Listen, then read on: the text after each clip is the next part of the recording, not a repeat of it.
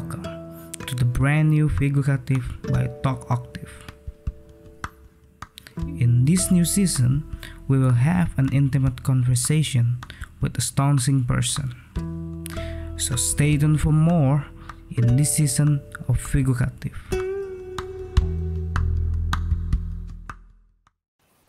Hello EFBabes, welcome back to a new season of Figurative from Talk Octave with your host Bagas and Randy. Nah, kali ini kita kedatangan tamu spesial yaitu Kak Kansa. Nah, Kak Kansa ini memiliki banyak prestasi dan pernah mendapatkan penghargaan di Sudah Berprestasi Fakultas Informatika 2018. Langsung saja kita sambut. Nah, halo Kak Kansa. Halo Kak. Hai, halo. Gimana kabarnya Kak? Alhamdulillah baik. Kalian apa kabar? Alhamdulillah, baik. Lagi sibuk?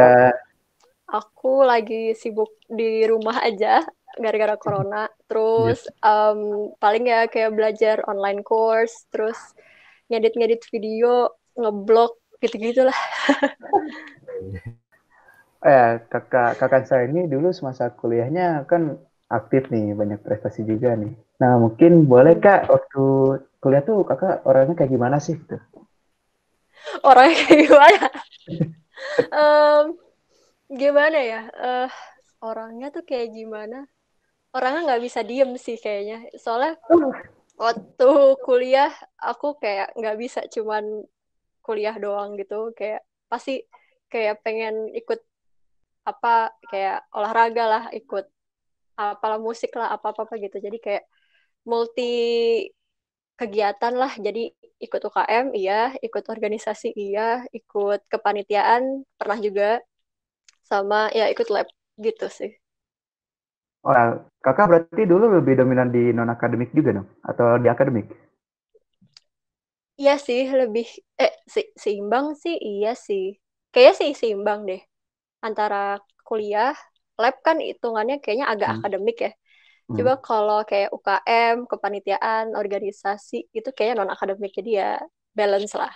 Oh, berarti untuk dunia akademik dan non-akademik seimbang ya? Nggak berat sebelah lah?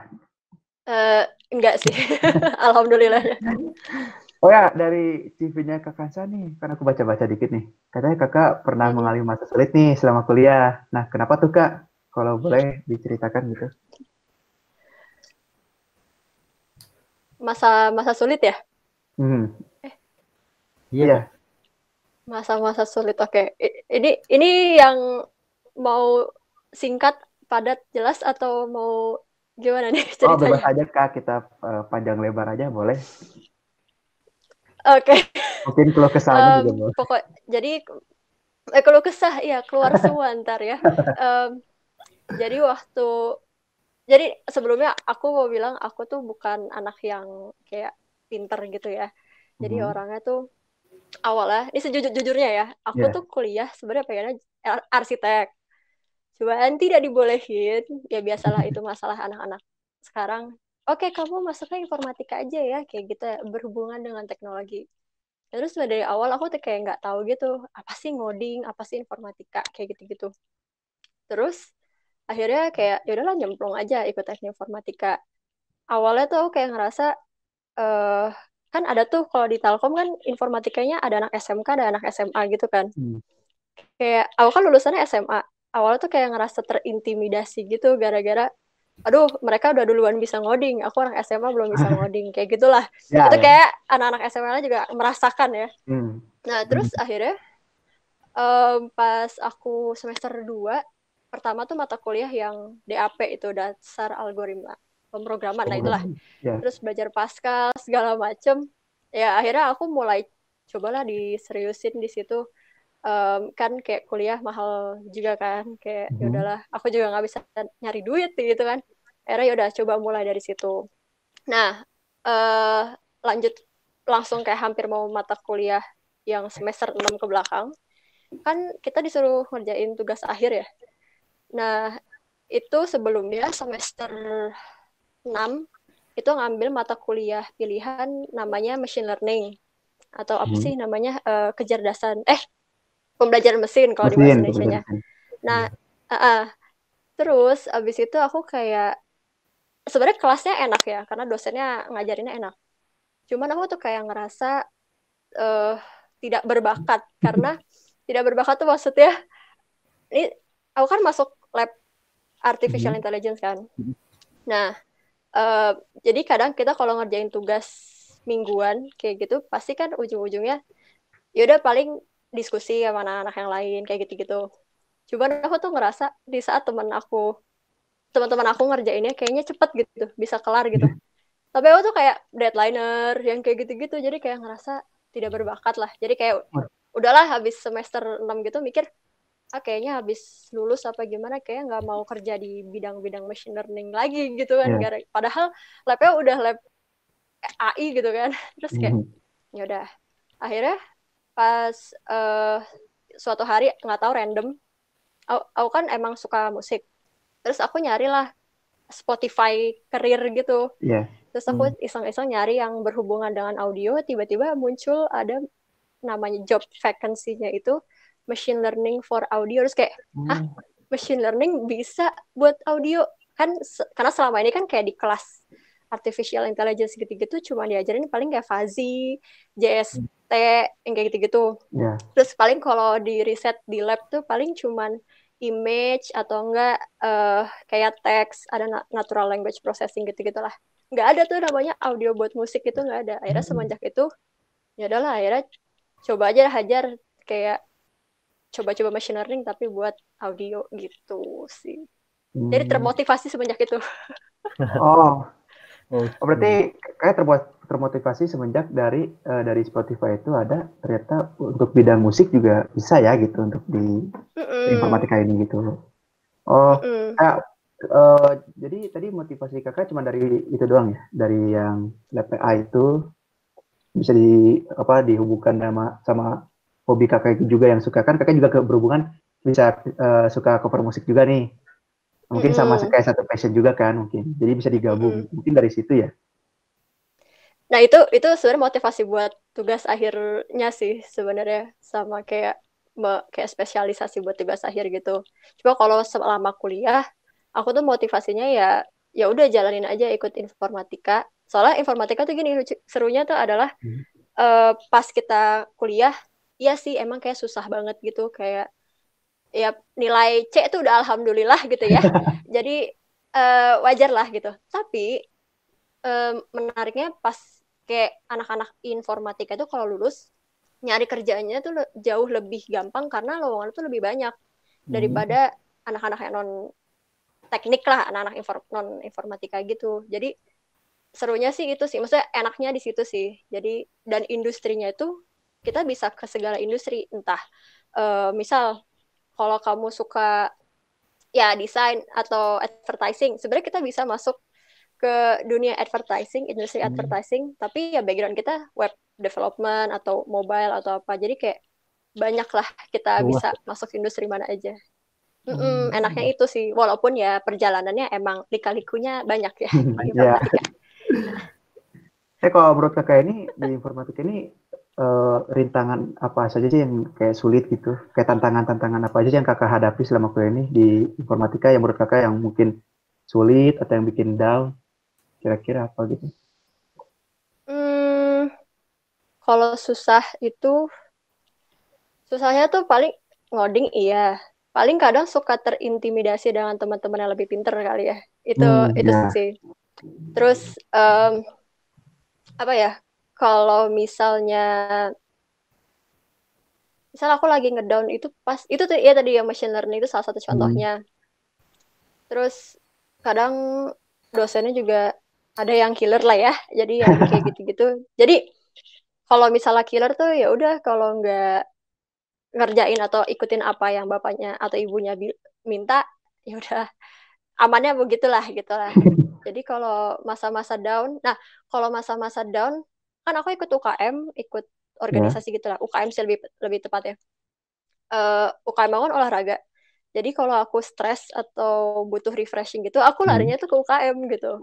Kadang orang, aku kadang kalau misalnya beberapa orang kalau misalnya stres dia larinya kan paling jalan-jalan atau gimana. Aku larinya ke UKM atau enggak ya main musik kayak gitu sih.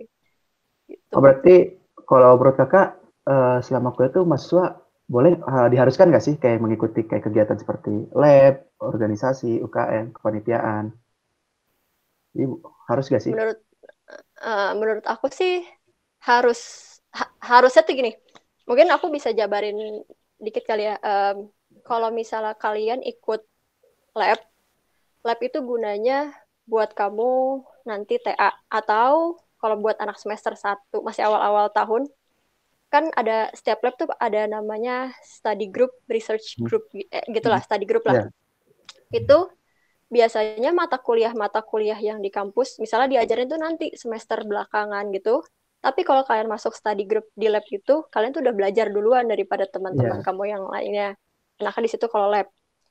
Terus ya TA lebih duluan juga, research group bisa kebayang ntar mau TA-nya apa, jadi nggak sepusing teman-teman kalian yang mungkin nggak ikut. Nah, terus kalau organisasi, enaknya tuh kalau misal organisasi tuh kalian tuh bisa punya temen, nggak cuma di kelas doang, nggak cuma di fakultas atau jurusan doang, jadi lebih luas lah pertemanan kalian. Terus belajar teamwork juga, kayak soft skill yang dibutuhin buat nanti di dunia kerja yang kayak gitu-gitu, itu kepake sih di organisasi. Kalau UKM, ya itu buat menyalurkan hobi dan passion kalian, itu sih gitu. Dan menurut aku sih harus sih seenggaknya satu lah di antara 3 itu, seenggaknya satu. Kepanitiaan juga termasuk ya, kayak walaupun kayak ikut organisasi ya kepanitiaan cuma setahun kan, jadi nggak berlanjut terus, jadi seenggaknya ikut lah satu lah minimal. Tadi balik lagi ke masa-masa sulitnya Kak Kansa. Tadi kan kakak katanya agak kesulitan waktu ngoding nggak sih kakak waktu itu? Iya. Nah, waktu kayak semasa sulit untuk ngoding itu kan kadang ada orang yang memikir kayak, duh kayaknya gue salah jurusan nih, kayaknya mau pindah jurusan atau enggak gitu. Nah, mungkin kakak sendiri kalau misalkan waktu itu di posisi seperti itu, apa sih yang bakal kakak lakukan gitu untuk melewati masa-masa sulit itu? Mungkin motivasinya tadi. Motivasinya paling awalnya nyari teman ini sih, teman. Oke, tiap orang kan beda-beda ya cara belajarnya atau cari motivasinya. Kalau dulu itu kan kalau di beberapa mata kuliah yang ngoding itu ada praktikumnya kan? Masih ada nggak sampai sekarang? Nah, itu pertama, kalau misalnya kamu orangnya tipenya bisanya belajar sendiri, ya inisiatif, coba didorong diri sendirinya untuk belajar itu sendiri. Tapi ada juga orang yang kayak dia baru termotivasi kalau lingkungannya itu juga lagi ngerjain atau lagi ngoding. Berarti kamu nyari kayak teman belajar bareng lah, grup belajar gitu. Itu buat ngemotivasi kalian gitu sih sebenarnya. Kalau aku sih caranya ya antara dua itu. Kadang kalau misalnya untuk belajar, kan kadang nggak semua orang punya kesulitan yang sama ya. Kadang misal teman-teman aku yang udah jago apa gimana, mereka belajar sekali 2 kali udah beres, udah jago gitu kan. Kalau aku tuh kayak harus diulang lagi baru bisa gitu. Nah, jadi paling kayak ya kayak gitu sih. Kalau kayak contohnya satu lagi, kalau misalnya ujian UTS atau UAS, aku sih menjunjung tinggi belajar bareng sih. Kayak kalau belajar sendirian tuh kadang malesnya gampang males gitu. Jadi cari teman buat belajar bareng gitu sih. Lebih seru ya kan? Iya, lebih termotivasi. Berarti kayak kita cari mungkin lingkungan yang sama-sama yang mungkin rajin, jadi ikut bawa rajin gitu ya Kak? Iya, ya gitulah. Keciprat-ciprat dikit lah.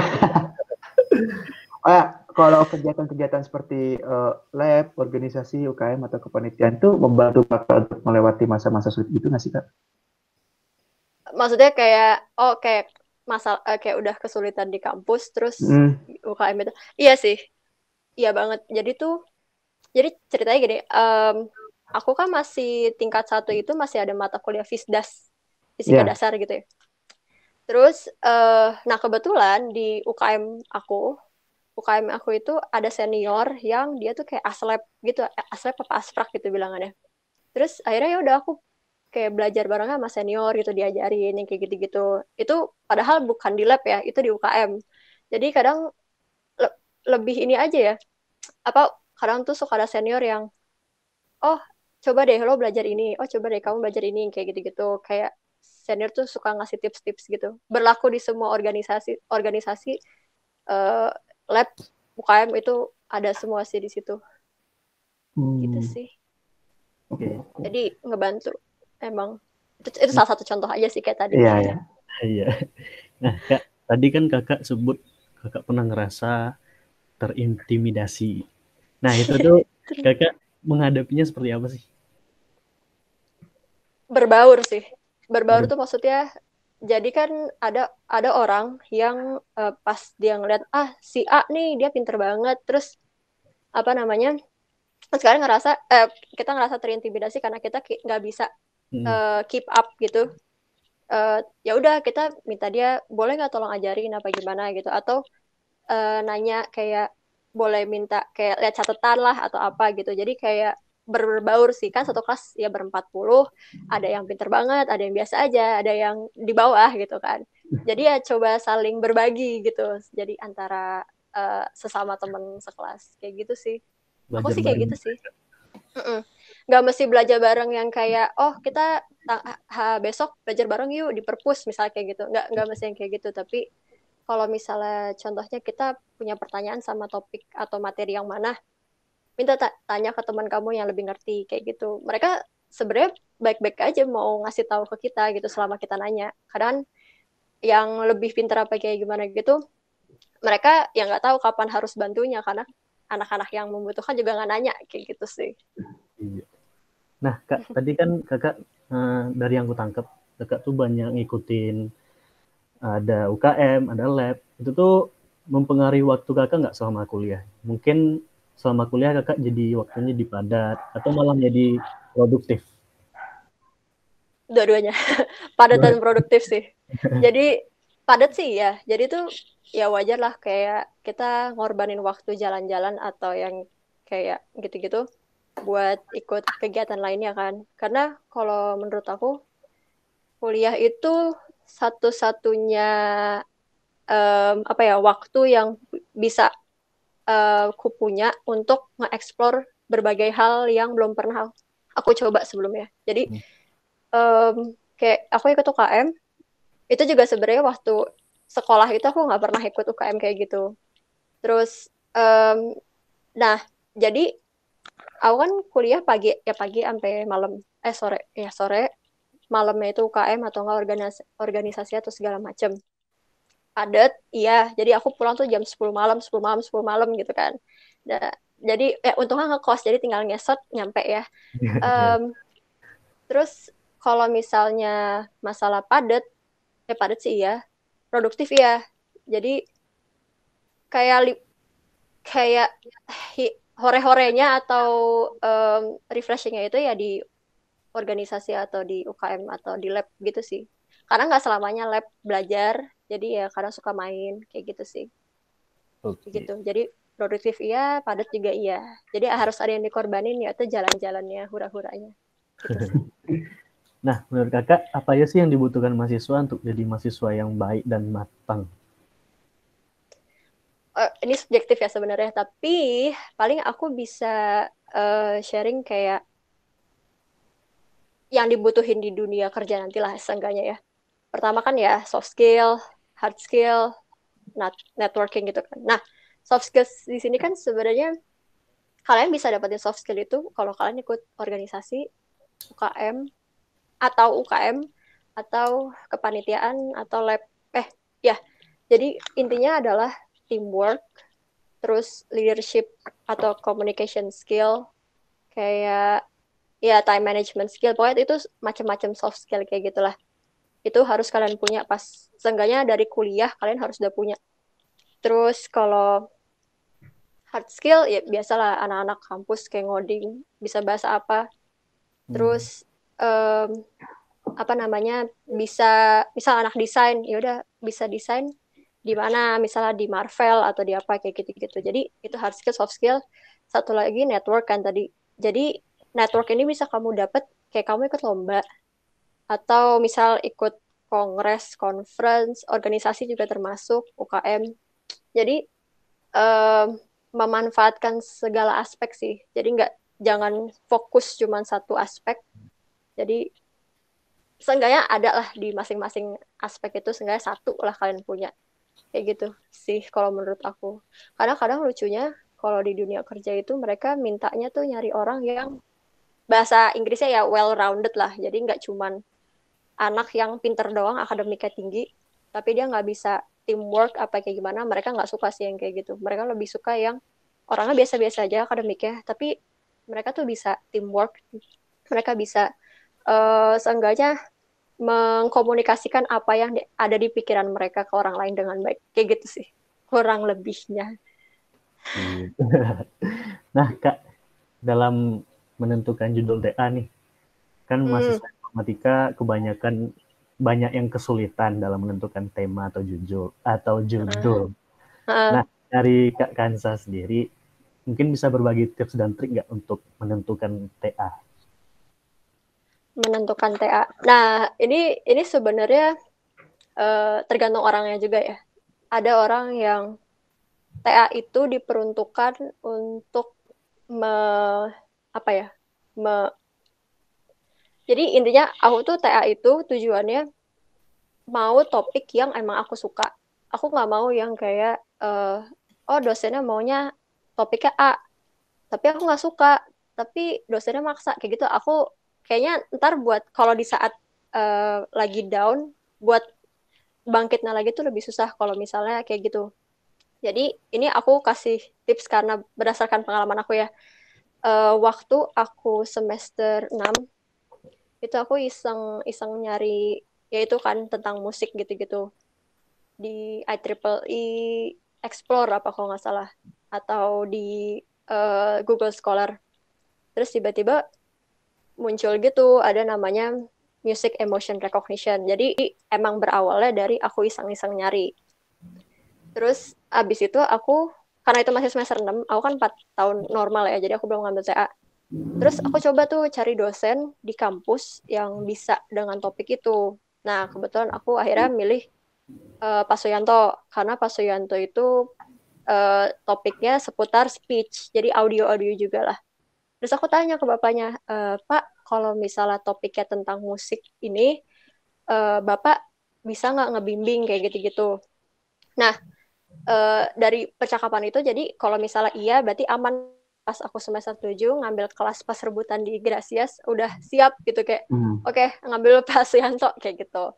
Jadi itu sih kalau bisa 1 semester lebih awal, lebih tahu kamu mau topiknya apa. Ada juga orang yang misalnya nih, kan suka dikasih Excel yang isinya kayak, oh dosen ini topiknya apa, dosen ini topiknya apa gitu kan.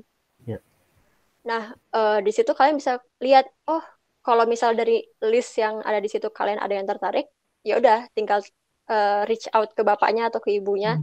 Saya tertarik dengan topik ini, kira-kira apa ya yang harus disiapin, apa kayak gimana gitu, kayak gitu. Karena pas kalian nanti ngambil TA1, dosen kan bakal tanya kan kayak, kalian mau topik apa? Atau emang ada dosen yang udah siap sama topiknya, jadi cuman tinggal nyari mahasiswa yang mau aja. Jadi emang ada 2 jalur sih. Mau ngikut dosennya aja, apapun rintangannya harus dijalanin, atau ya udah topik sendiri, tapi ya harus siap dengan konsekuensinya. Kalau misalnya dosen yang nggak ngerti, ya kamu harus coba cari sendiri. Jadi ada 2 jalur sih. Tapi yang bisa aku kasih tahu, kalau bisa 1 semester lebih awal coba dicari tahu mau topik apa gitu sih. Karena kalau misalnya pas udah kebetulan nyemplung di TA1, kalian udah terlanjur ngambil dosen A, ternyata nggak cocok sama topiknya. Terus akhirnya pas ngerjain proposalnya, terus ntar DE-nya nggak lolos apa gimana, itu kan lebih ribet lah kayak gitu sih. Gitu. Berarti lebih baik ngikutin keinginan sendiri ya, Kak? Kalau buat aku iya, karena aku orangnya gampang demotivated, tidak termotivasi. Jadi kayak, ya kalau misalnya kalian ngikutin apa yang kalian suka, biasanya kayak bahasa kerennya ngikutin passion lah. Jadi rintangannya seberat apapun biasanya dihajar sih. Kayak gitu. Nah, Kak, aku kan kepoin LinkedIn-nya Kakak nih. Nah, di sana aku ngelihat kakak punya beberapa prestasi kayak first winner in telemedicine innovation 2017 di Malaysia dan ada yang lainnya. Nah, menurut kakak nih, untuk mahasiswa, apakah memiliki penghargaan atau sekedar ngikutin lomba itu penting buat di dunia pekerjaannya nanti? Pekerjaan ya, kalau pekerjaan tuh sebenarnya dia nggak begitu ngelirik sih, kayak nggak tahu ya, ini kalau menurut aku mereka nggak begitu ngelirik, walaupun kadang ada beberapa perusahaan kayak wah keren nih anak lomba gini gini gini, kayak menaikkan apa namanya, oh nih anak lebih unggul kayak gitu. Tapi kalau secara nggak langsung sebenarnya nggak ngaruh-ngaruh banget. Aku itu ikut lomba sebenarnya gara-gara ya pertama diajak sama dosen. Jadi ya udahlah coba aja bantuin kampus kayak gitu-gitu. Jadi ya kalau menurut aku lomba itu salah satu pengalaman sih yang nggak akan bisa didapat kalau kalian cuman ikut apa namanya organisasi atau UKM di kampus. Jadi bisa dapat teman orang luar juga, terus bisa kenal sama mungkin dosen di luar juga kayak gitu sih. Tapi kalau di dunia pekerjaan nggak nggak wajib sih. Jadi kayak sunnah lah sunnah. Sunnah ya. Oh, berarti untuk lomba-lomba kayak gitu cuma untuk menambah wawasan aja kali kan, untuk memperluas wawasan juga kita, mungkin untuk nanti di dunia kerja nanti, atau nanti kita terjun ke dunia luar mungkin ya. Iya sih, soalnya ngerasa banget kayak aku kan ya intinya kalau misalnya mau bersaing, ya biasalah lomba kayak mau bersaing sama negara lain apa kayak gimana, rasanya kayak gimana sih. Jadi ya dapet feel-nya gitu, soft skill-nya juga dapet gitu. Oke, oh, ini IFIPS juga ada yang nanya-nanya nih Kak, dari IFIPS. Mungkin langsung aja ke pertanyaan dari IFIPS yang pertama. Ada yang nanya gini Kak, pernah nggak sih ngerasa nggak yakin bisa nyelesain TA Kak? Kalau iya, gimana cara ngatasinnya? Pernah sih. Ini, aduh maaf ya Pak, saya buka. Jadi waktu kan aku topiknya sendiri. Topiknya emang aku maunya musik ya. Terus dosen pembimbingku tuh nge-challenge gini, coba pakai, oke topiknya kamu mau musik, tapi metodenya tolong menggunakan metode machine learning yang paling terbaru, yaitu deep learning. Kalau kan ya kalau nggak tahu di pembelajaran musik mungkin ada, atau di mata kuliah pilihan deep learning kalian belajar. Itu susah banget gitu kan. Nah, terus beliau pengennya akurasinya tinggi, sedangkan di kenyataannya metodenya itu baru. Jadi masih belum ada jaminan orang bisa ngertiin akurasi langsung 90% gitu kan. Bagus ya. Terus, nah akhirnya kan pas pertengahan kayak bulan April gitu, udah laporan segala macam, Pak hasilnya nggak bisa melebihi 60% misalnya kayak gitu. Terus demotivasi dong. Jadi kayak aduh nyari metode lain kayak gitu-gitu. Nah, aku spare setelah kayak kegagalan gitu, bahasa kasarnya dibuang ya TA yang sudah dikerjakan berapa bulan itu. Jadi waktu seminggu 2 minggu coba deh alihin perhatian kalian ke tempat lain, entah kalian mau main kek, entah kalian mau ikut apa. Kebetulan waktu itu aku jadi panitia kayak semacam Asian Game gitu, tapi yang gitulah. Nah, itu aku ngalihinnya ke situ. Jadi selama seminggu apa 2 minggu, aku nggak mau mikirin TA. Jadi emang kita butuh banget waktu di mana kita fokus sama TA. Kalau kita udah nggak kuat lagi, udah stres banget ngerjainnya, stop, jangan dipaksa, jangan didorong. Spare waktu kalian untuk refreshing. Itu lagi refreshing. Kalau udah selesai refreshingnya, gas lagi. Kayak gitu sih. Jadi diselang-seling. Jangan dipolin 6 bulan kalian ngerjain tanpa liburan, itu jangan sih. Itu stres gitu. Jadi kita juga harus butuh distraction ya Kak, untuk melepaskan beban-beban dulu. Ya mungkin untuk distraction sendiri ya, yang tahu kan kita sendiri ya. Karena percuma juga ya kalau misalnya kita masih udah tertekan, punya beban, tapi maksa ngerjainnya, nggak akan dapat jalan juga sih ya kayaknya. Kayak mungkin kita juga malah tambah pusing atau malah tambah down itu. Ya mungkin ya kita kayak harus spare time juga ya untuk cari distraction dulu. Mungkin kalau udah hilang, baru balik lagi kita ya. bikin diri kalian senang dulu. Work hard, play harder. Oke. Nah, selanjutnya ada pertanyaan lagi nih, Kak. Apakah ilmu soft skill non-akademik akan berguna setelah lulus kuliah nanti? Berguna. Tadi kayaknya udah dijabarin sih. Itu berguna banget, apalagi buat dunia kerja sih.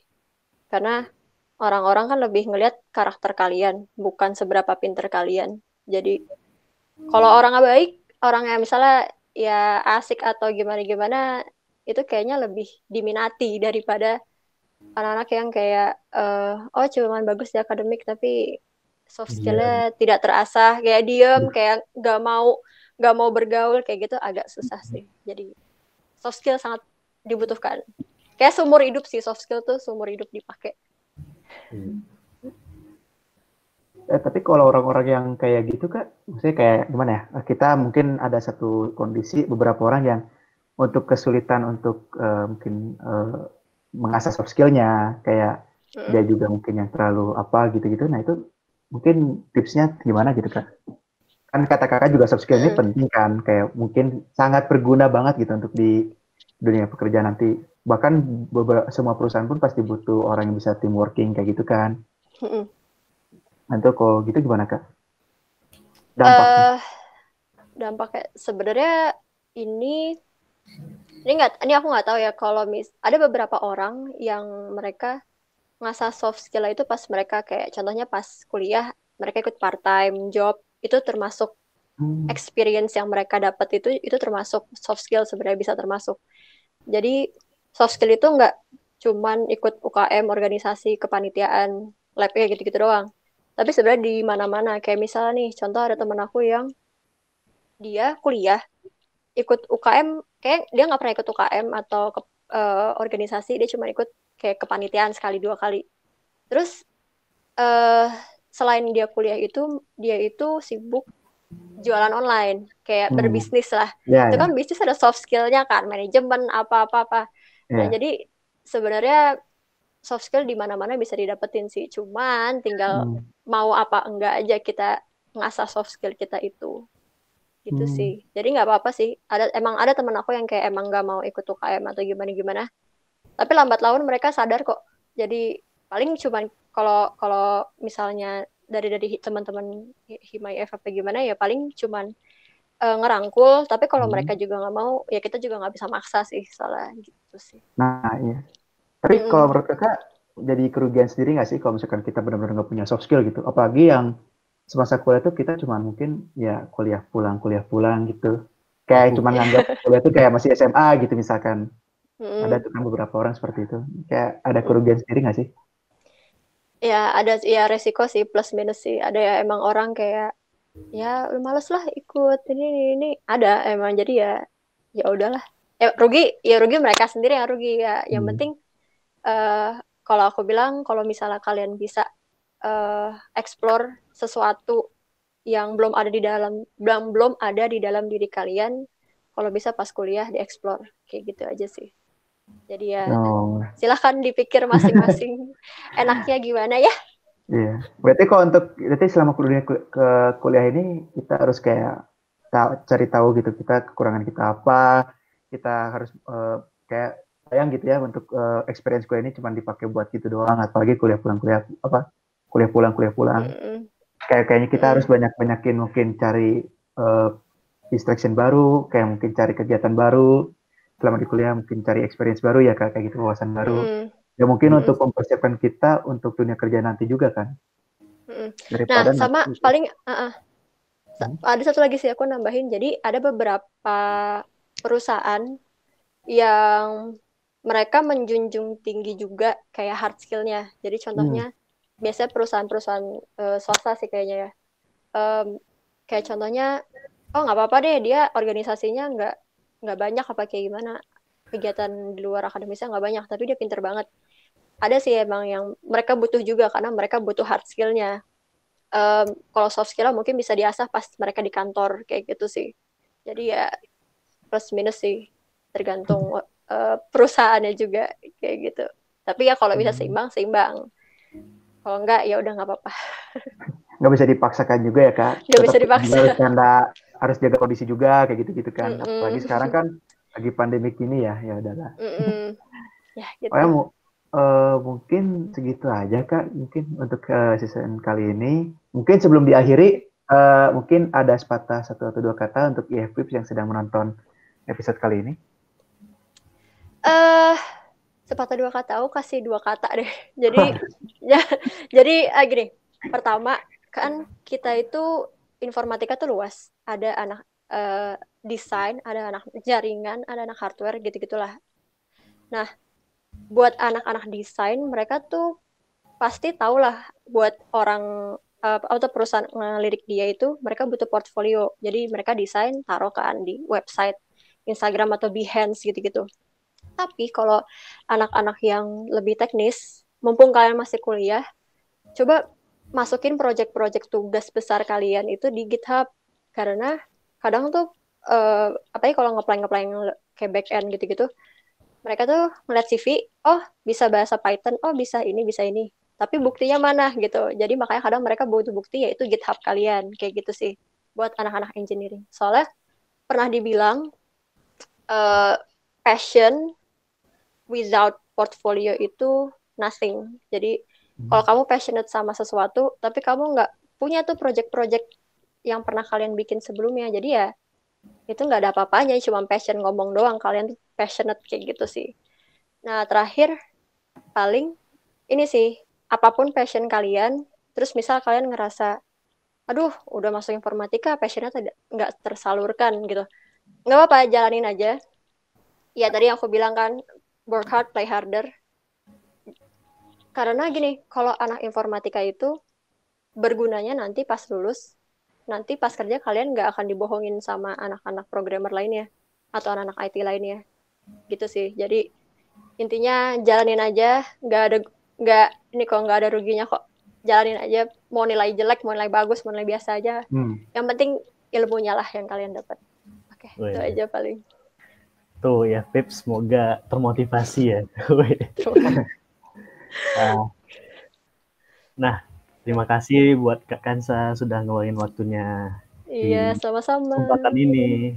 Semoga yang menonton jadi lebih termotivasi. Nah, sekian episode figuratif kali ini bersama Kak Kansa. Bila ada salah kata mohon dimaafkan. Dan juga buat teman-teman IFP yang telah menonton, terima kasih. Nah, jika ada kritik saran, boleh di komen di bawah. Nah, jika menyukai video kali ini, di like, jangan lupa di share ke teman-teman, dan di follow juga IG Hima IF-nya. Nah, untuk kawan-kawan di sana, stay safe, jangan lupa pakai maskernya. See you on the next episode di figuratif selanjutnya. Bye-bye. Bye-bye.